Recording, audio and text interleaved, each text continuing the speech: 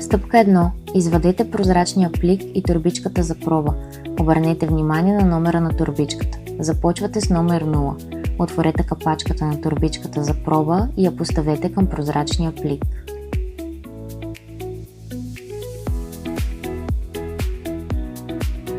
Стъпка 2. Вдишайте дълбоко през носа и задръжте дъха си възможно най-дълго. Поставете накрайника на прозрачния плик върху устата, след това издишайте в плика без прекъсване, докато торбичката се напълни. Затворете торбичката и запишете часа на проба вземане.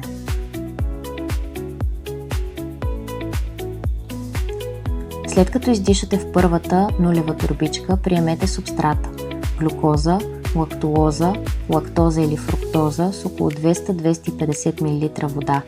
Изчакайте 30 минути преди да вземете следващата проба.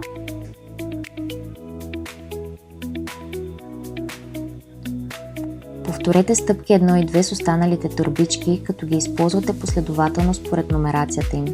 Трябва да използвате всички 7 торбички. Записвайте часа на вземане на всяка проба. Всяка следваща проба трябва да бъде взета 30 минути след предходната.